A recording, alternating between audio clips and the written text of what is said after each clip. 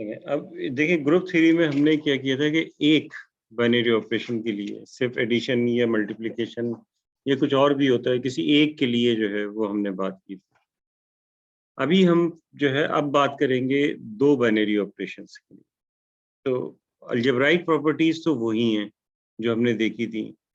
5 algebraic properties इससे पहले हमने पढ़ी थी एबिलियन ग्रुप के लिए। पहली क्लोजर, दूसरी एसोसिएटिव, तीसरी आइडेंटिटी एलिमेंट, चौथी इनवर्स एलिमेंट और पांचवी जो है वो कम्यूटेटिव प्रॉपर्टी। ये 5 प्रॉपर्टीज हमने किसी भी जो है वो एक अलजेब्राइक स्ट्रक्चर्स में से इनमें से कुछ हो तो उसके मुताबिक हम उनको नाम देते हैं। यही हम पांचों प्रॉपर्टीज एडिशन में देख रहे हैं और यही पांचों प्रॉपर्टीज हम मल्टीप्लिकेशन में देख रहे हैं। देखें नंबर 6 से लेके नंबर 10 तक ये जो प्रॉपर्टीज हैं ये किसमें है, क्या कहते हैं उसे, मल्टीप्लिकेशन में है।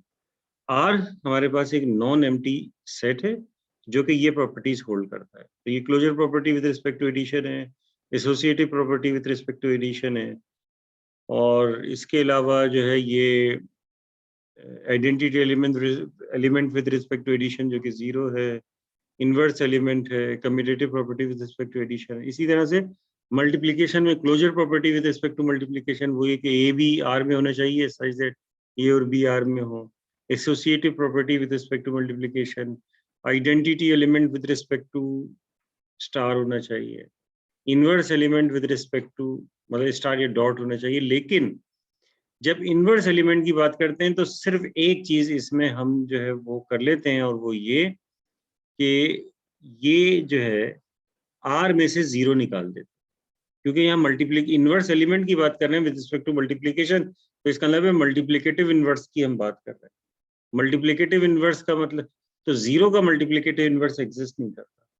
तो इस वजह से जब हम मल्टीप्लिकेटिव की 5 प्रॉपर्टीज देखेंगे तो उसमें से 0 हटा देंगे, क्योंकि एडिटिव के वक्त हमने 0 डाला था।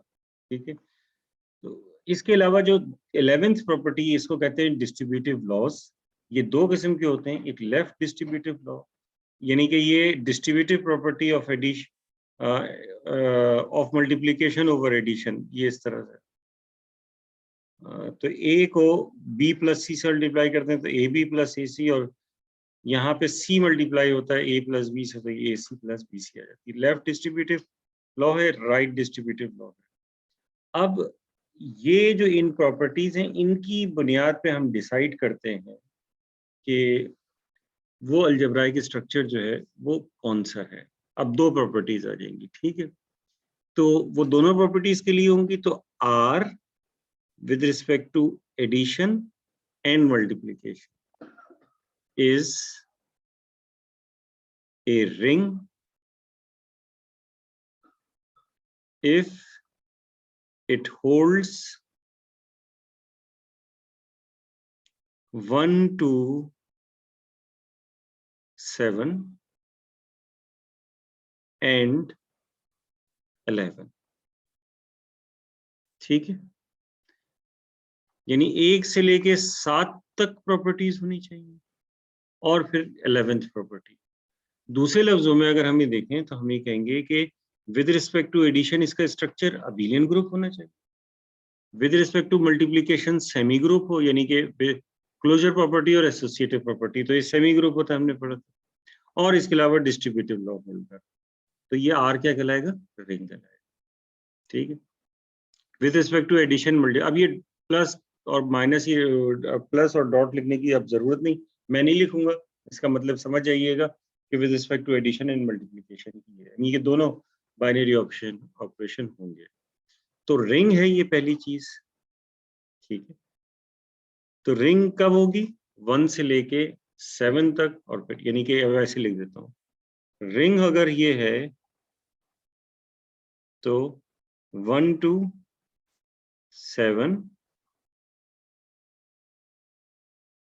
and 11।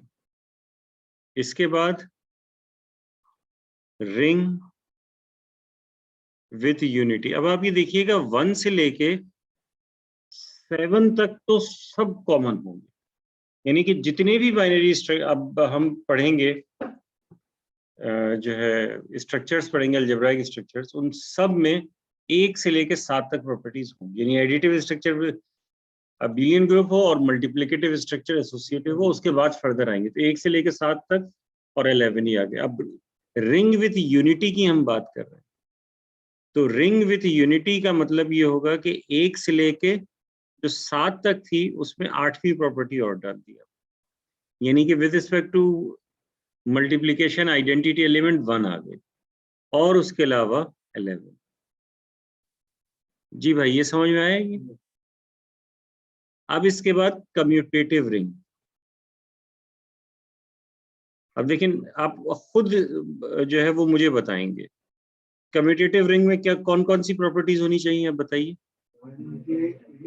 1 से नहीं, नहीं 1 से 8 नहीं, 1 से 7, क्योंकि रिंग जो है वो 1 से 7 तक है, तो ये कम्यूटेटिव रिंग है, तो 1 से 7 पे रिंग हो गया और 10 और 11, ठीक है ना, क्योंकि 10 पे कम्यूटेटिव हो जाएगा और 11 तो चाहिए, एंड 10 to 11 या 10 11, ठीक है। अब इसके बाद है commutative ring, commutative ring with unity. तो इसमें जो प्रॉपर्टीज होंगी कम्यूटेटिव रिंग विथ यूनिटी में 1 से लेके, अब देखें रिंग विथ यूनिटी है तो इसका मतलब 1 से 8 तक तो आएंगी, 1 से 8 और फिर उसके बाद एंड 10 11, क्योंकि कम्यूटेटिव भी चाहिए इसमें 10 और 11, और फिर डिस्ट्रीब्यूटिव सब में होता है, ठीक है। अब इसके बाद है, सॉरी कुछ कह रहे थे आप? अच्छा, डिवीजन रिंग।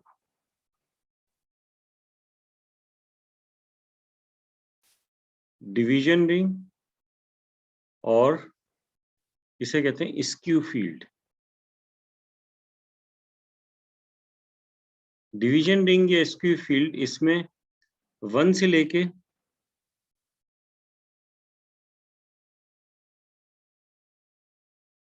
9 तक एंड 11, 1 से लेके 9 तक और 11, सिर्फ कम्यूटेटिव प्रॉपर्टी नहीं होती, बाकी सारी प्रॉपर्टीज, ठीक है। ये डिवीजन रिंग हो गया। अब इसके बाद आखिर में फील्ड, सॉरी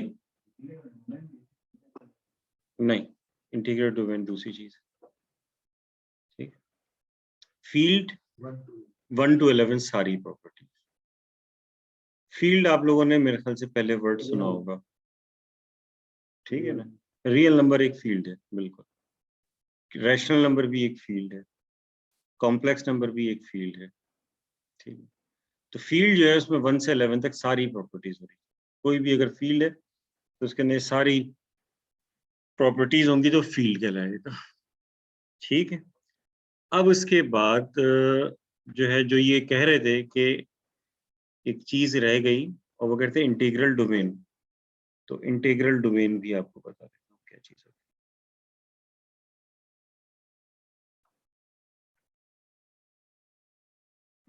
बहरहाल ये चैप्टर सेक्शन 18 नहीं है, ये सेक्शन 19 है इंटीग्रल डोमेन का, लेकिन हम देख लेते हैं कि इंटीग्रल डोमेन जो है क्या।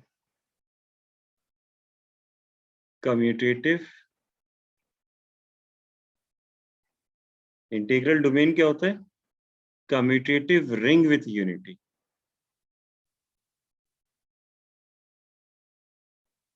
ये होता है। यानी कि इसमें 1 से लेके 8 तक की प्रॉपर्टी हो और फिर उसके बाद 10 to 11 हो, लेकिन ये तो कम्यूटेटिव रिंग विथ यूनिटी भी है, तो इसे इंटीग्रल डोमेन इस वजह से कहते हैं कि इसमें एक प्रॉपर्टी और आती है और वो ये आती है, no divisors of zero. No divisors of zero, zero divisors नहीं होने चाहिए। जीरो डिवाइजर्स क्या होते हैं? देखें, फील्ड में आप बड़ी आसानी से करते हैं। जैसे आप कभी एक क्वाड्रेटिक जो है वो आपके पास हो, क्वाड्रेटिक इक्वेशन होती है हमारे पास, आप लोग क्या करते हैं उसमें? जैसे क्वाड्रेटिक इक्वेशन है, ये x square plus 3x plus 2 equal 0 है, तो आप x प्लस 1 x प्लस 2 इसके फैक्टर कर लेते हैं और फिर उसके बाद क्या करते हैं? आप ये करते हैं कि x plus 1 is equal to 0 लिखते हैं, या फिर कहते हैं कि ये भी हो सकता है कि x plus 2 is equal to 0, यानी ये 0 के बराबर उससे उसी वक्त हो सकता है क्यों, जब इन दोनों में से कोई एक 0 हो या दोनों 0, तो फिर ये 0 हो सकता है, वरना 0 नहीं हो सकता। जीरो डिवाइज इंटीग्रल डोमेन में ही होता है ऐसा, यानी कि ये उस वक्त होता है जब जीरो डिवाइजर्स नहीं हो। जीरो डिवाइजर्स अगर किसी जगह पे होते हैं तो दोनों में से कोई भी 0 नहीं होता, वो चीज फिर भी 0 हो जाती है। ठीक है, मैं इसकी एग्जांपल देता हूँ आप लोगों ने जी।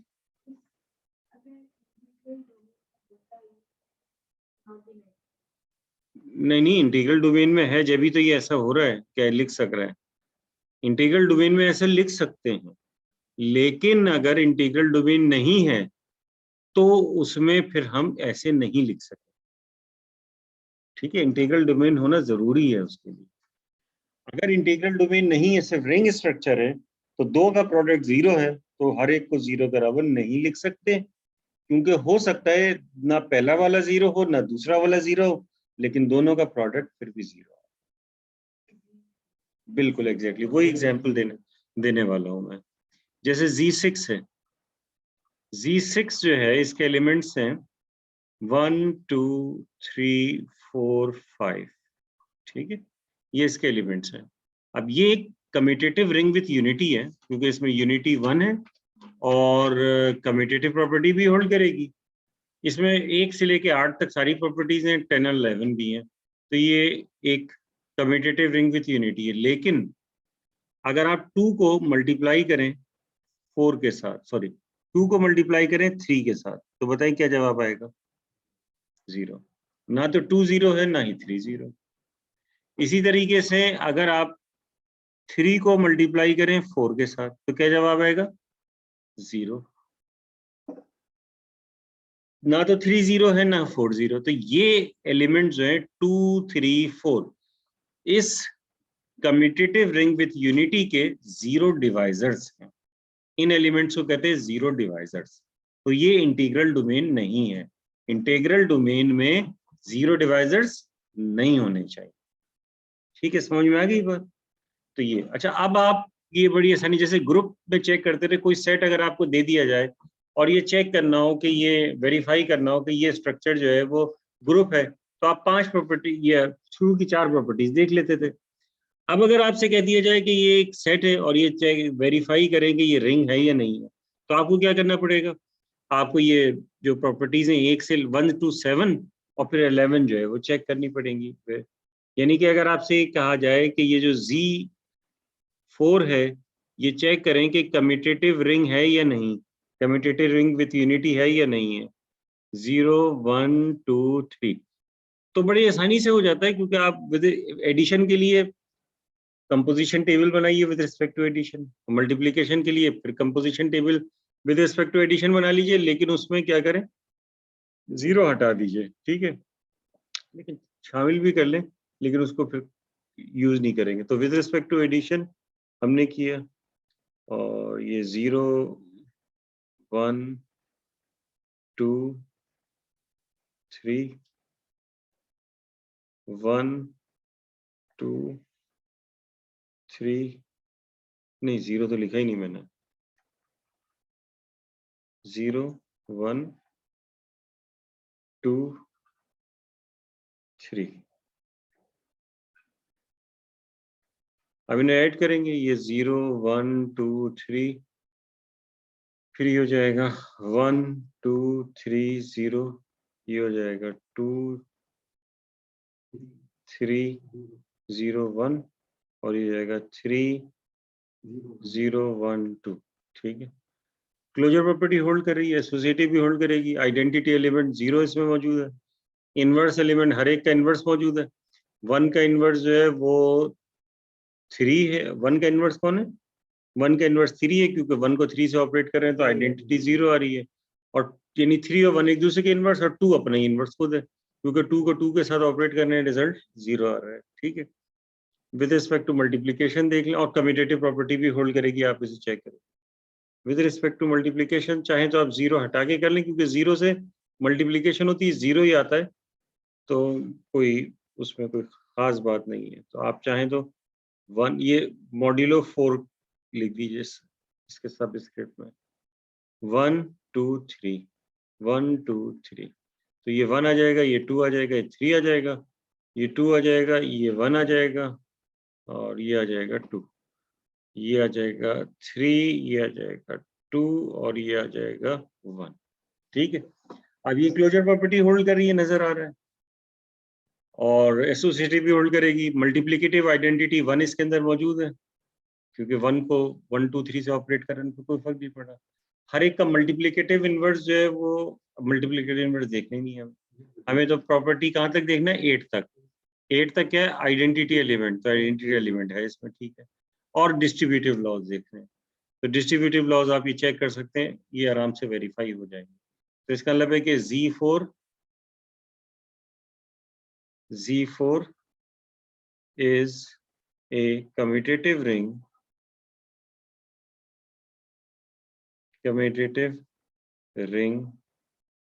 with, अच्छा ये 0 आएगा, 2 multiplied by 2 0, commutative ring with unity।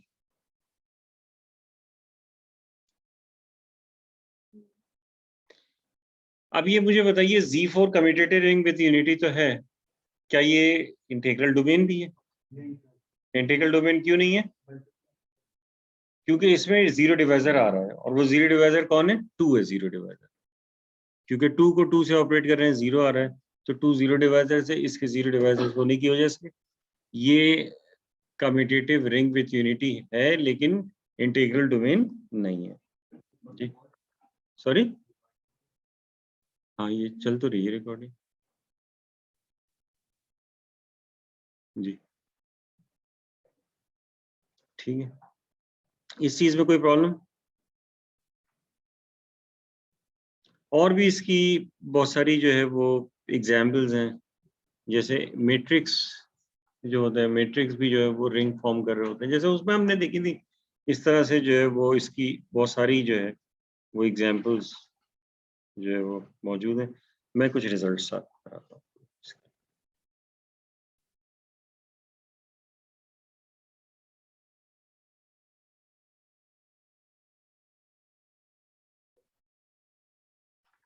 Section 18 शुरू कर दी है, और ये है theorem.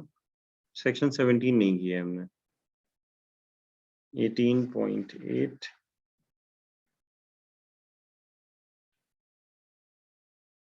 if R is a ring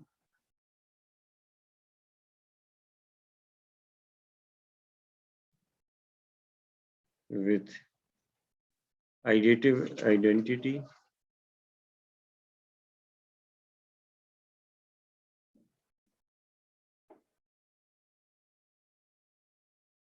zero, then for any A,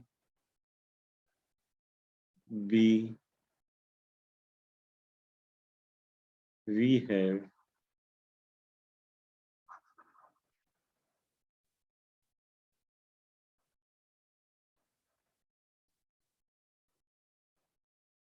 zero A equals A0 equals 0. Second, A times minus B equals minus A times B equals minus A B.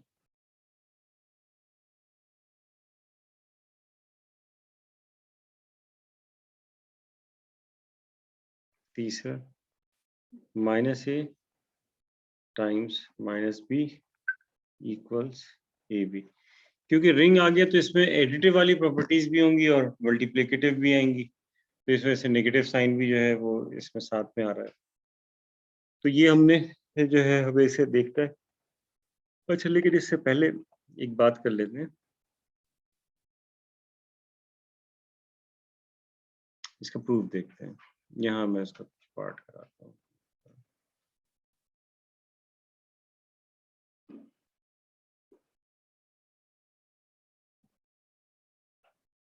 तो देखिए ये 3 है, इसका पहला देखते हैं। कह रहे हैं कि 0 से ऑपरेट करेंगे तो रिजल्ट 0 आना चाहिए। 0 पहले हो या बाद में, रिंग का कोई भी एलिमेंट 0 से होगा तो 0 आ जाएगा। अब प्रूफ कैसे करें? वैसे नजर आता है, अब आपसे कोई पूछे तो आप कहेंगे 0 से तो यही आएगा, लेकिन उसको बताएंगे कैसे कि 0 से ऑपरेट करेंगे, 0 से मल्टीप्लाई करेंगे किसी भी नॉन जीरो नंबर को तो वो 0 आ जाएगा। तो इसका तरीका ये होता है कि हम डिस्ट्रीब्यूटिव प्रॉपर्टी, क्योंकि ये रिंग है, इन्होंने कह दिया R इज अ रिंग, तो डिस्ट्रीब्यूटिव प्रॉपर्टी यूज कर सकते हैं। तो bye distributive law, by distributive law, a times 0 plus 0, या ऐसे करें शुरू करें, a times 0 is equal to, हम ये निकालना चाह रहे हैं ना, तो हमने लिखा a times 0 plus 0। 0 plus 0 को हम ऐसे लिख सकते हैं, तो और ये हो जाएगा a0 plus a0। ये कौन से डिस्ट्रीब्यूटिव लॉ लगा दिया, ठीक है। अब अगर आप इसे देखें तो ये a0 is equal to a0 plus a0। हमें ये नहीं पता कि इसका जवाब जो है वो क्या है, ठीक है, हमें ये बात नहीं पता कि इसका जवाब क्या आएगा, लेकिन ये पता है कि a इंटू 0 एक रिंग का एलिमेंट होगा, क्योंकि मल्टीप्लिकेशन में क्लोजर प्रॉपर्टी होल्ड करती है, ठीक है। हमने ये जो 0 माइनस किया था सिर्फ इनवर्स एलिमेंट के लिए माइनस किया था, देखिए 9 में, इसके अलावा हमने 6 में माइनस नहीं किया, यानी पूरे R के लिए हमने क्लोजर का है। तो इसके अलावा ये रिंग का ही एलिमेंट होगा, क्या होगा ये हम बताना चाह रहे हैं कि वो 0 होगा, ठीक है। अगर वो रिंग का एलिमेंट है तो ring with respect to addition abelian group होता है, यानी कि रिंग में हर एलिमेंट का एडिटिव इनवर्स एग्जिस्ट करता है, ठीक है। यानी ए है तो एक माइनस ए भी होता है, सच दैट रिजल्ट 0 आ जाए। तो इसका मतलब ये हुआ कि अगर a इंटू 0 एक एलिमेंट है तो इसका एडिटिव इनवर्स भी होगा, जो कि माइनस ए इंटू 0 होगा। फिर उससे ऑपरेट कर देंगे, तो a times 0 plus minus A 0 is equal to a times 0 plus a times 0 plus minus a times 0। ये दोनों एक दूसरे के इनवर्स हैं। जब दोनों इनवर्स एक दूसरे में ऐड होंगे तो रिजल्ट आएगा एडिटिव आइडेंटिटी, जो कि 0 है। ये a इंटू 0 ऐसे ही रहेगा और ये आ जाएगा प्लस, इन दोनों का जवाब 0 आएगा। 0 एडिटिव आइडेंटिटी इसमें ऐड होगी, तो रिजल्ट जो है वो आपके पास a इंटू 0, तो a इंटू 0 0 आ गया। सिमिलरली समझ में आएगी आप लोगों को? Similarly 0 times a is equal to 0 plus 0 times a। अब डिस्ट्रीब्यूटिव लॉ होल्ड यूज करेंगे हम, तो 0a प्लस 0a। अब क्योंकि ये एडिटिव इनवर्स है, एग्जिस्ट करता है, तो 0a प्लस माइनस 0a भी ऐड होगा, तो ये हो जाएगा 0a plus 0a plus minus 0a, और ये हो जाएगा 0 और ये आ जाएगा 0, तो 0a प्लस 0, तो ये हो जाएगा 0 इज इक्वल टू 0a। तो a 0 का जवाब भी 0 आया, 0 A का जवाब भी सीधा। तो इससे पता चला कि 0 अगर किसी से भी ऑपरेट होगा, वो लेफ्ट पे हो या राइट से हो, तो रिजल्ट 0 आ जाएगा। तो ये हमने पहली चीज प्रूव कर दी। कोई प्रॉब्लम इस चीज में? अब दूसरी चीज हमें ये प्रूव करनी है कि अगर किसी नेगेटिव साइन से मल्टीप्लाई होगा नेगेटिव नंबर से, तो रिजल्ट जो है वो नेगेटिव हो जाएगा। ठीक है, हम करते ही ऐसे हैं कि अगर नेगेटिव से मल्टीप्लाई होता है तो नेगेटिव हो जाता है, लेकिन हमें ये प्रूव करना है कि नेगेटिव से मल्टीप्लाई होगा तो वो नेगेटिव हो जाएगा। ठीक है, देखने में ये बिल्कुल एलिमेंट्री चीजें हैं भी एलिमेंट्री चीजें, लेकिन इनका प्रूफ जो है ये मतलब एक अलजेब्राइज्ड है कोई, तो उसको जो है वो पता होना चाहिए। ठीक, तो अब ये किस तरीके से जो है इसको प्रूव करेंगे? तो देखिए ए में ए टाइम्स, क्योंकि हम ये प्रूव कर चुके हैं ए टाइम्स 0 0 होता है। ठीक है, ये 2 प्रूव कर रहा है। तो अब ये लिख सकते हैं कि 0 जो है वो हमें कैसे मिलेगा? 0 जब बी में आप उसका additive inverse minus B add कर देंगे।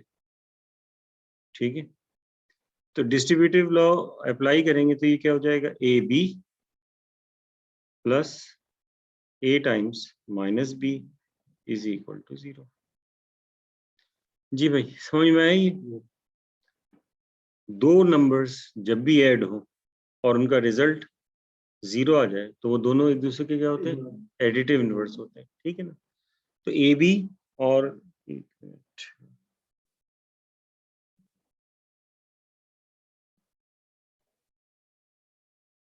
ए माइनस बी बराबर होगा माइनस ए बी के।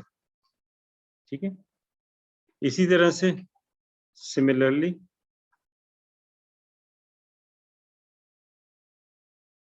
आप ये प्रूव कर सकते हैं कि 0 टाइम्स बी ये बराबर होगा 0 के, और फिर ये कह सकते हैं कि minus A plus A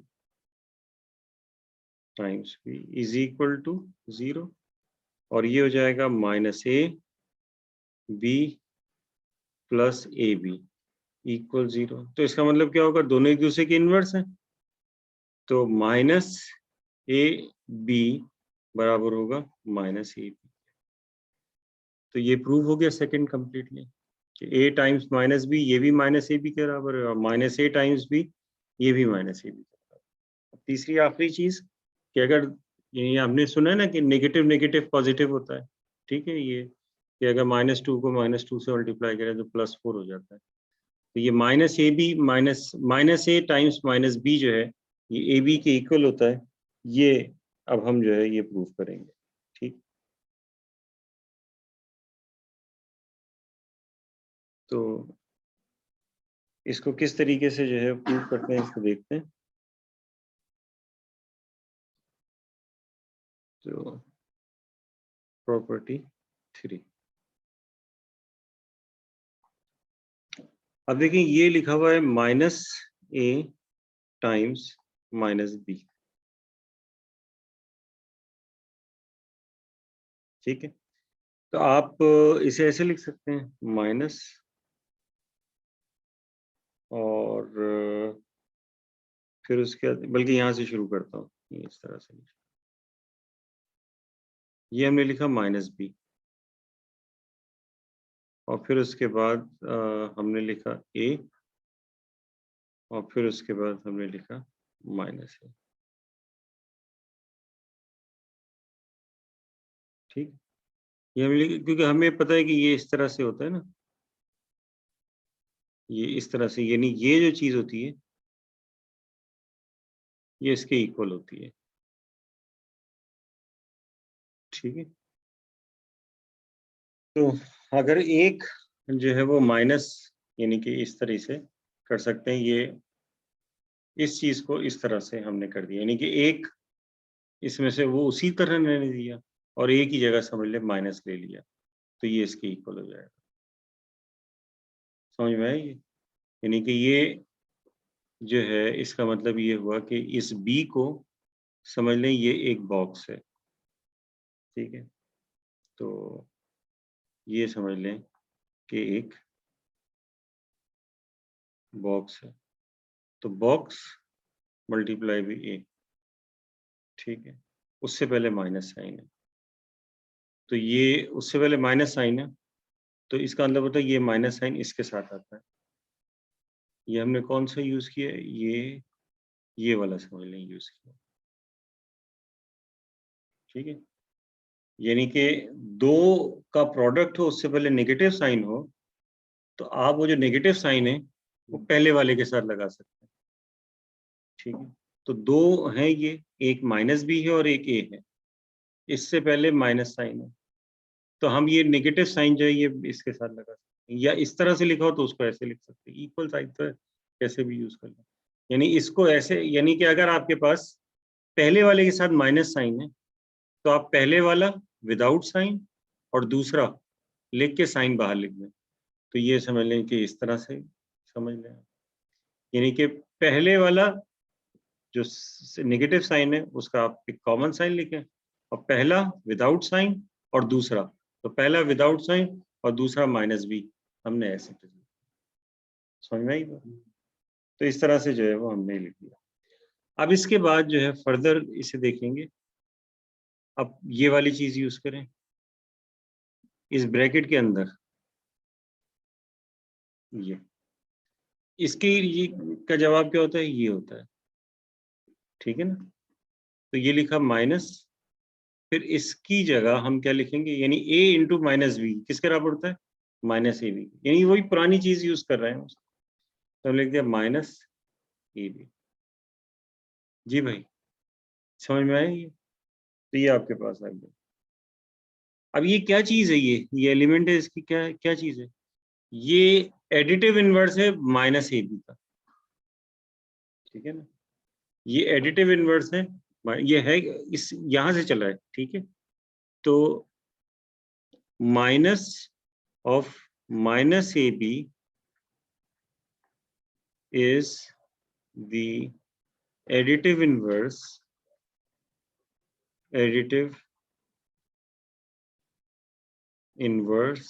of minus AB.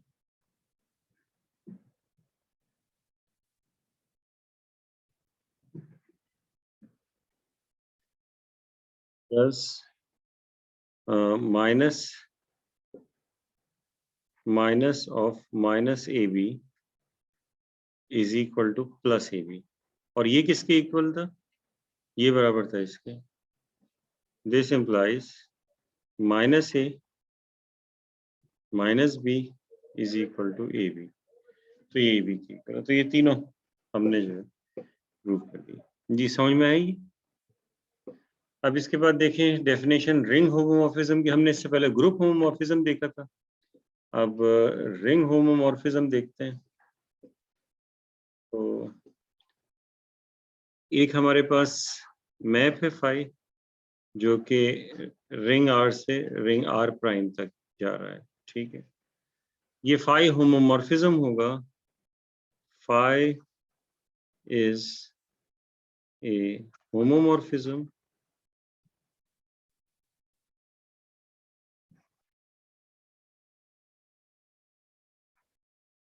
if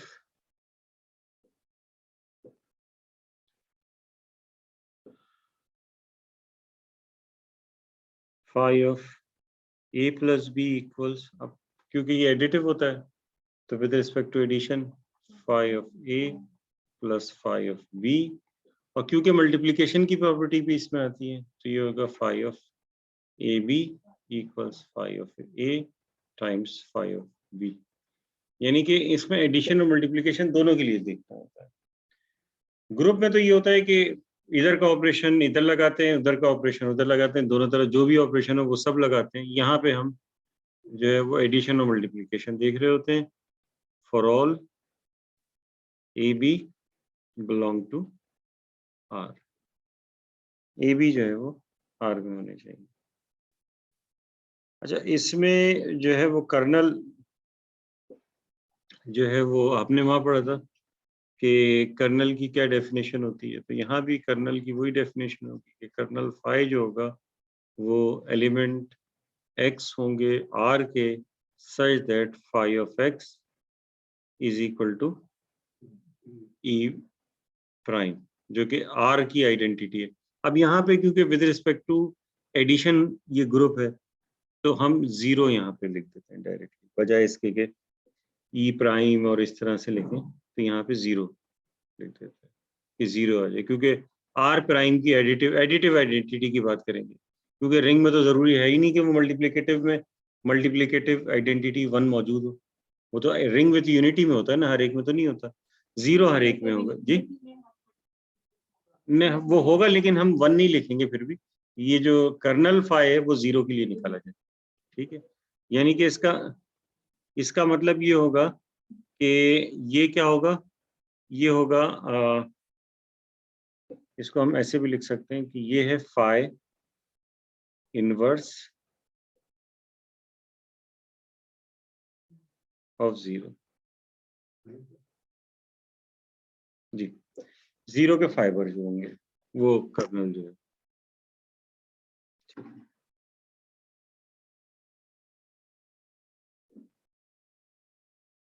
जी भाई, किसी किस्म की कोई इसमें प्रॉब्लम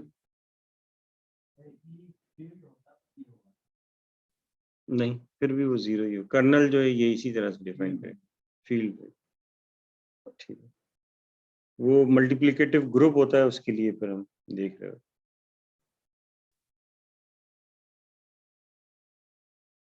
ठीक है। अब अगर ये जो है वो होमोमॉर्फिज्म के साथ 1 to 1 और ऑन टू दोनों हो जाए, तो होमोमॉर्फिज्म क्या कहलाएगा, आइसोमॉर्फिज्म। ये हमने पहले भी पढ़ा था, और अभी भी जो है ये क्या कहते हैं उसे, इस तरह से होता है। अच्छा,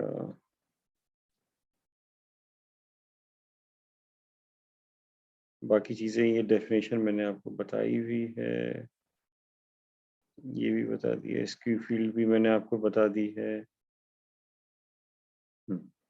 अब इनके सब स्ट्रक्चर्स पे आ जाते हैं। सब स्ट्रक्चर्स यानी कि सब रिंग,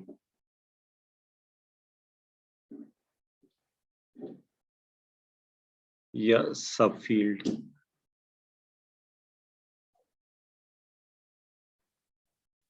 सब रिंग क्या होता है, रिंग का एक ऐसा सबसेट जो खुद भी रिंग फॉर्म कर रहा हो, वो उसका सब रिंग कहलाता है।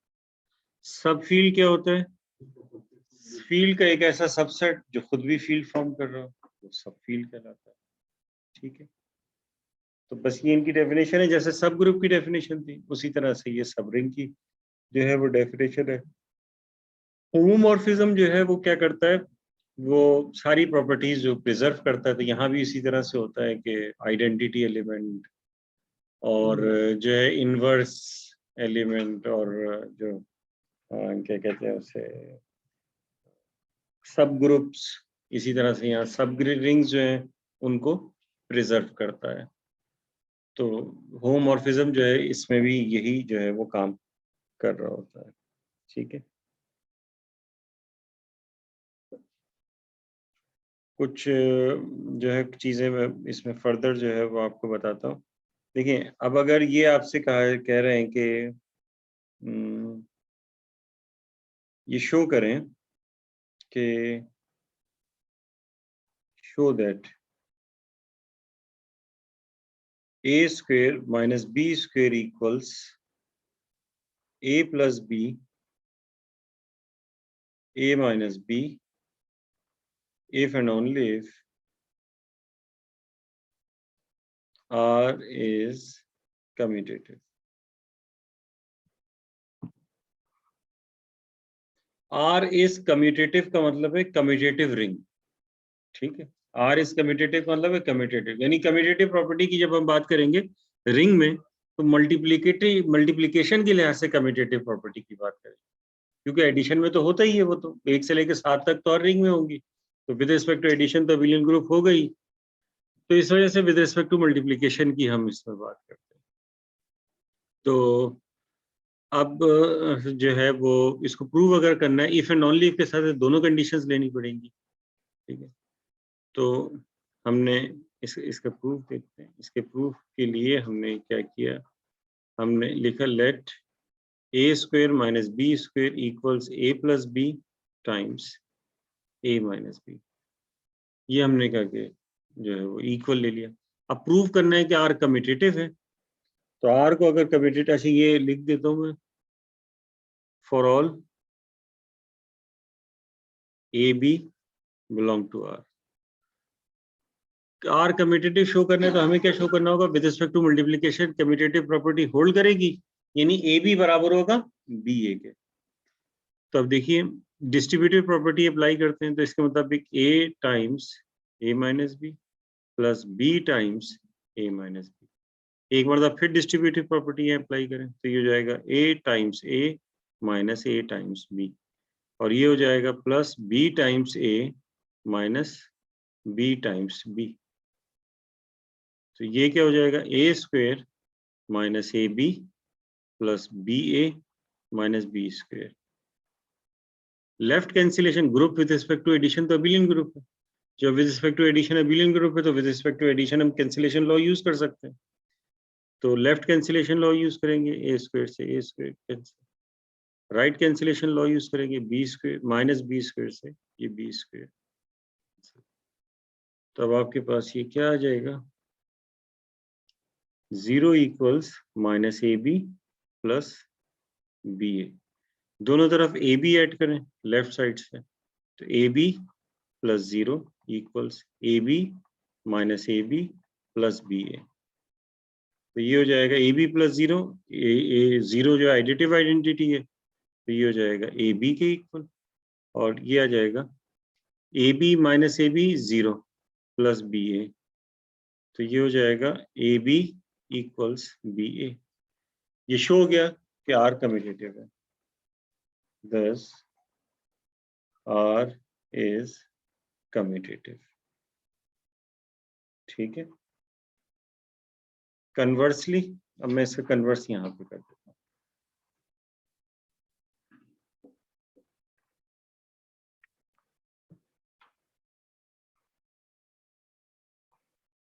Conversely, assume that R is commutative। हमने assume कर लिया R commutative है, that is commutative property hold करती है ए बी इक्वल्स बी ए। अब हमें शो करना है A square minus B square इसकी। तो अब हम क्या करेंगे, ए स्क्वायर सॉरी ये लेंगे A minus A plus B times A minus B, इसको शो करना है A square minus B square के बराबर है। तो ये हो जाएगा A times A minus B plus B times A minus B equals A square minus A B plus, अच्छा यहाँ पे देखिए गलती करते हैं students, B multiply B A B लिख दिया तो ये गलत हो जाएगा। अभी से पहले आप बताएं तो बी मल्टीप्लाई बी ए होगा माइनस बी स्क्वायर। इसी तरह यहाँ भी अगर करेंगे तो गड़बड़ हो जाएगी। तो अब ये हो जाएगा A square minus A B, लेकिन अब यहाँ पे आप बता दें कि ए बी बी ए बराबर है, तो बी ए की जगह ए बी लिख सकते हैं, तो इसकी जगह आप ए बी लिखेंगे माइनस बी स्क्वायर, ये फिर कैंसिल होगा, और फिर उसके बाद ये आ जाएगा A square minus B square. ये प्रूफ हो गया। ठीक है जी भाई, ये समझ में आए?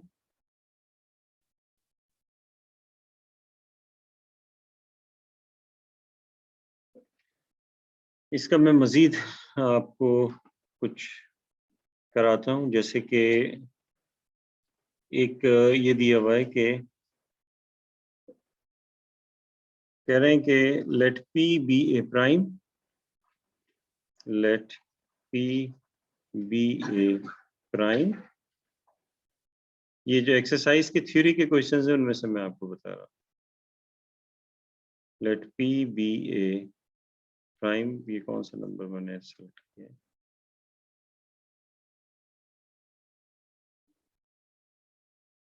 show that in the ring ZP we have a plus b to the power n, sorry a to the power p। a to the power p equals a to the power p plus b to the power p for all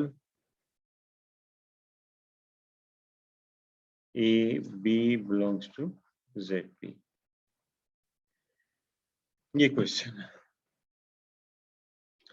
अब देखिए कि ये अगर आपको show करना है ये दोनों इक्वल हैं, जबकि ये रिंग दिया हुआ है जीपी, ठीक, तो इसका प्रूफ देखते हैं। इसके लिए हमने क्या किया, a plus B to the power p। GP एक कम्यूटेटिव रिंग है, ठीक है। तो कम्यूटेटिव रिंग जो होता है उसमें बाइनोमियल एक्सपेंशन अप्लाई किया जा सकता है। बाइनोमियल आपको पता है ना क्या होता है। अगर रिंग कम्यूटेटिव नहीं हो तो बाइनोमियल एक्सपेंशन अप्लाई नहीं किया जा सकता, ये बात याद रखिए, ठीक है। उसकी वजह ये है कि देखिए ना, a प्लस बी का होल स्क्वायर जो फॉर्मूला होता है वो होता है a plus B times a plus B, ठीक है। तो बाइनोमियल थ्योरम के मुताबिक a plus B whole square क्या होता है, a square plus 2ab plus B square, direct यही लिखते हैं ना।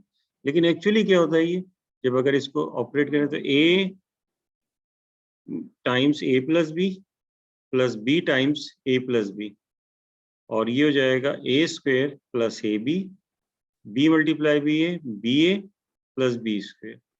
अब देखिए या तो यही रहेगा, कम्यूटेटिव नहीं हो तो फिर ये यही रहेगा, और अगर कम्यूटेटिव होगा तो फिर ए स्क्वायर प्लस ए बी, फिर बी ए की जगह आप ए बी लिखेंगे और बी स्क्वायर हो जाएगा, और A B plus A B 2ab हो जाएगा, A square plus 2ab plus B square. और इस तरह से जो पावर है ये कोएफिशिएंट की सूरत में यहाँ पे आ जाएगी। तो इस तरह से बाइनोमियल कोएफिशिएंट बनते हैं रिंग अगर कम्यूटेटिव हो तो।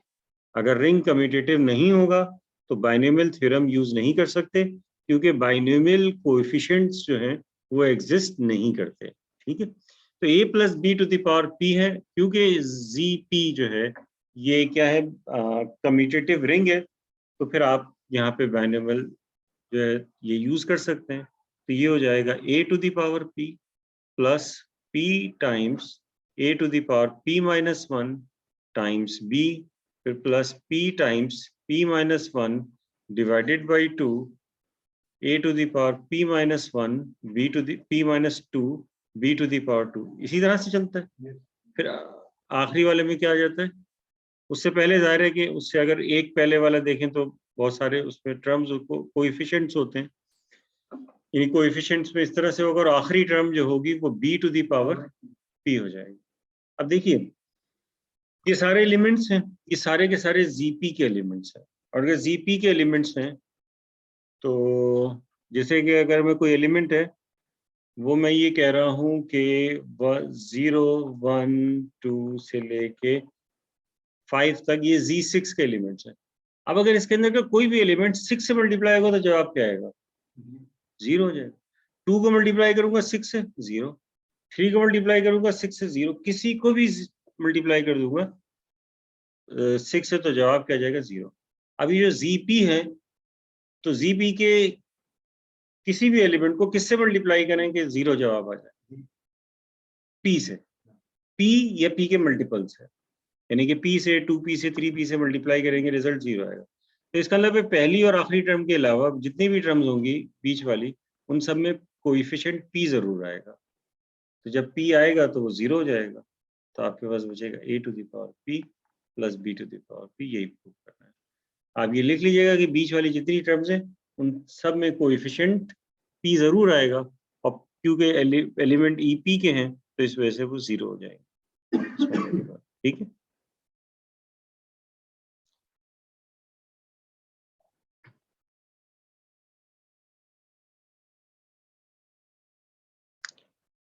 अब देखें ये जो है एक ये लेते हैं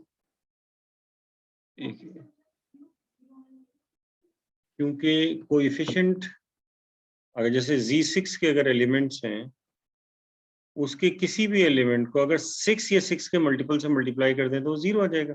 जैसे 2 मल्टीप्लाई 6 0 होगा, 3 मल्टीप्लाई विद 6 0 होगा, तो अभी देखें ये जीपी का है, तो जीपी में पी से मल्टीप्लाई होगा तो कोई भी चीज जीरो आ जाएगा। तो अब सेकंड टर्म में देखें पी आ रहा है, थर्ड टर्म में भी पी आएगा, तो जितनी भी टर्म्स होंगी इनमें पी जरूर आएगा, तो पी आने की वजह से वो सब जीरो हो जाएगा इस वजह से।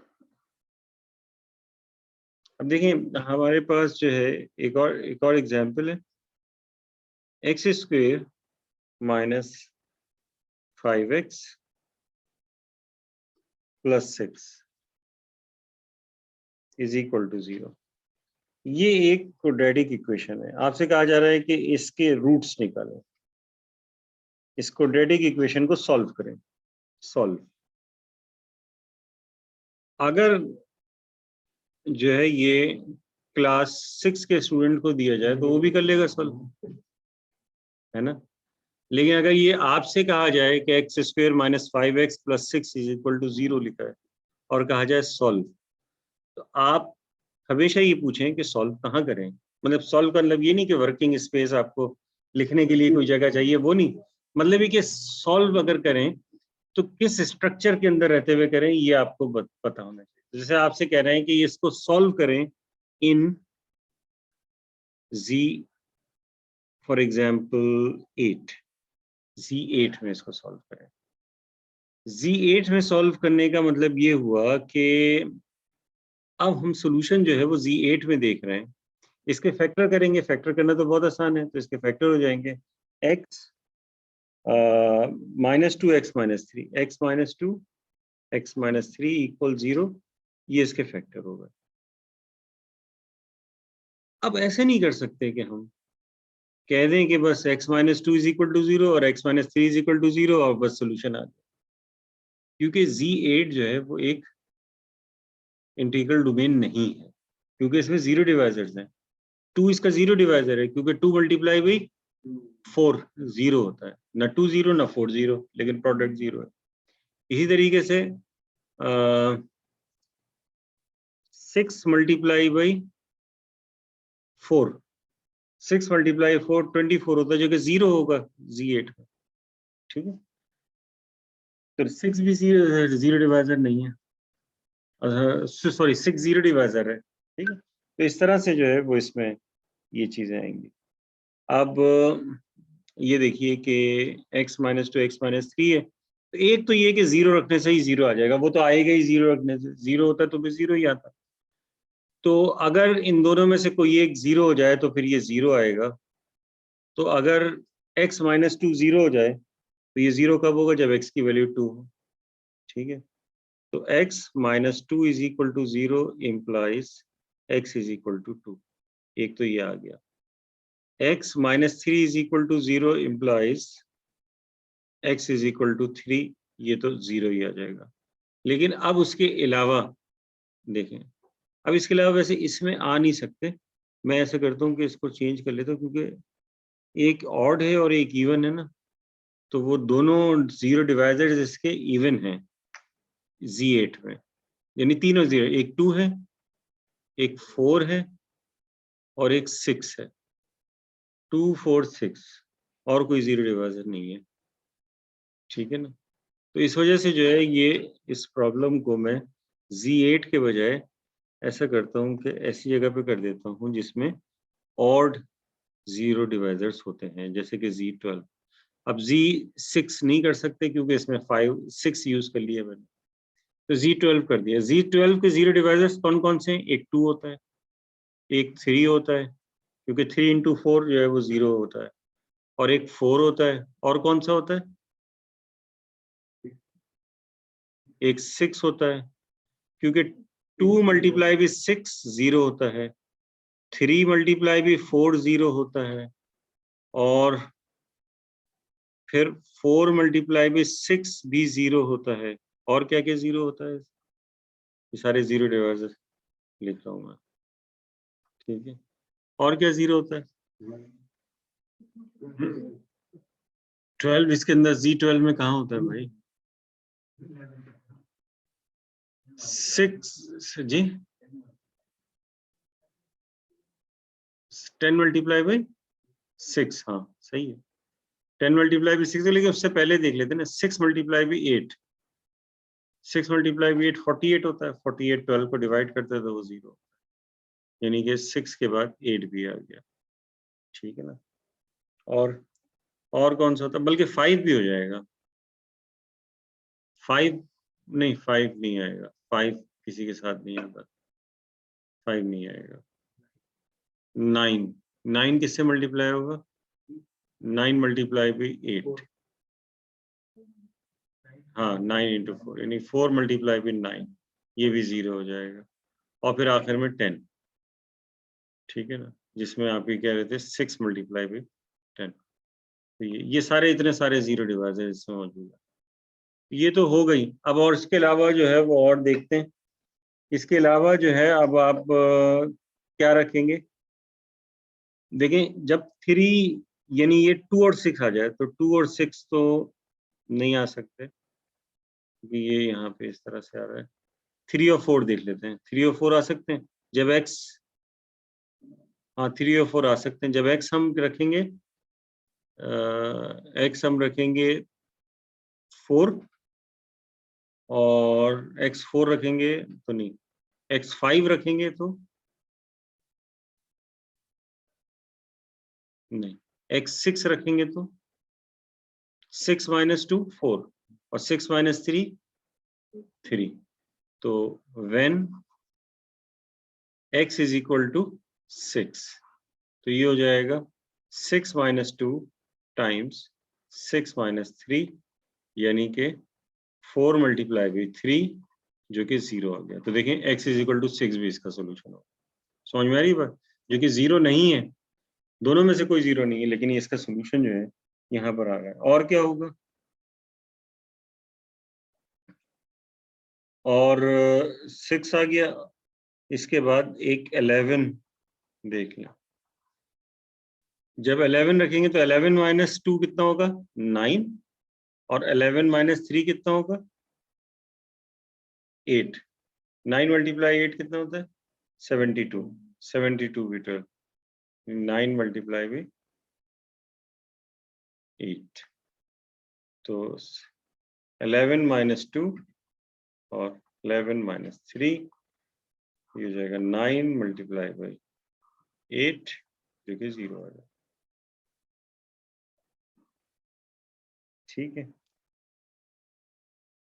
और कौन सा होता है,